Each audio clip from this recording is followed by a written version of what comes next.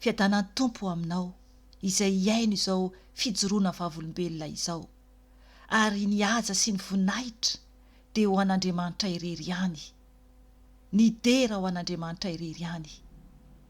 Hitantara aminao aho amin'ny alalan'ny soratra izay nadika amin'ny teny malagasy, ny fijoroana vavolombelona ny zanako vavy izay novain'ny tompo tanteraka ny momba azy, satria nitady sy nikatsaka mafy an' Jesosy izy ary novain'ny tompo ny fombafombany sy ny momba azy, ka fijoroana anankiray izay ao anatiny nanovan'ny tompo anazy no hovakiako aminao amin'izao ora sy fotoana izao.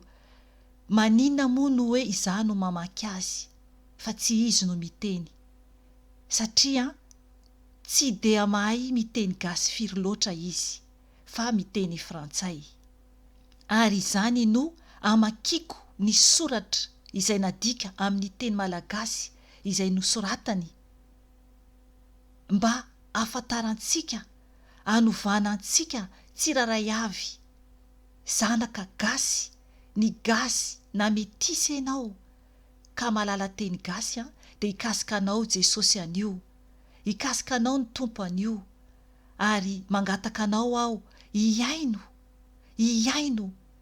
ampilaminana, ampieritreretana, ary indrindra hikasika anao an'i Jesosy tompo, ka hovakiako izany fijoroany vavolombelona izany amin'ny anaran'i Jesosy tompo. Amen. Taona vitsy lasa izay, tamin'ny taona 1924 na mihoatra, dia nandany ny fotoanako tamin'ny fiainoana ny mozika an'izao tontolo izao. Tiako ny karazana mozika isan-karazany, na pop, na hira tsotra, na ny hira ny taona 1970 na 1970, ary koa ny metaly samy tiako avokoa. Fa indray alina nanonofy aho, nentina tany amin'ny toerana maizina aho, ary nisy trano maizina sy mampatahotra, nisy olona ny tafy lamba fotsy sy namirapiratra fa tsy ahita ny endriny aho. Nijanona tao aoriako io olona io, nazava tamiko rehefa nifoha aho fa i Jesosy, ary hitako fa teo anoloana n'ity trano maizina ity, teo amin'ny tany, tao anaty zaridaina no nandevenana olona maro, ary ny lohan'izy ireo no mivoaka amin'ny tany. Nijaly ireo olona ireo. Avy eo dia natolotra i Jesosy teo an-tanako ny telefoniko. Nasehony ahy ilay lisitry ny hira nataoko tao izay fiainoko ary niteny tamiko tamin'ny feo malefaka nefa entitra izy. Esory ireo.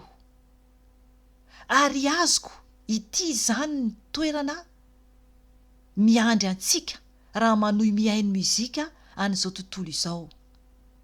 Saingy tsy vitan'io, nanomboka ny haino ny rapy kristianina aho, ary toy izany koa mbola nanonofy aho, ary io nofy io tena nahatsiravina kokoa noho ilay teo aloha.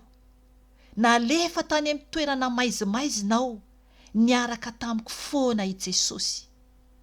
Tao amin'ity toerana maizina ity dia nisy ny rapy kristianina mandeha tsy ankiato, ary nanoloana hay ny zazavavy iray misaritaka ny volony fotsy fihodirana, fa ny masony sy ny vavany mizaitra kofehy mainty, ny sofiny mandre tsy ankianto io hira rapy io, dia nampijaly azy mafy io muzika io, ka niazakazaka atraizatraiza mba tsy haheno izany intsony.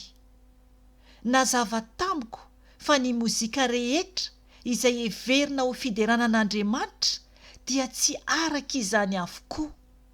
Andriamanitra tsy olombelona, ka tsy akasitrahany ny hira fiderana izay atao amin'ny feon'ny rapy kristianina sasany feno herisetra. Nanome fanahy antsika izy anavaka ny tsara sy ny ratsy. Afatra sy anatra ho anao. Ho antsika no izarako izany aminao satria izay no hitranga amintsika raha manomy ainy ny mizikan'izao tontolo izao. Mitandrema fa betsaka ny ambody mitafy odi-janak'ondry. Amen. Ry havana, izany fijoroana vavolombelona izany dia zavatra niseho ary nasehony Tompo tamin'io zanako vavy io.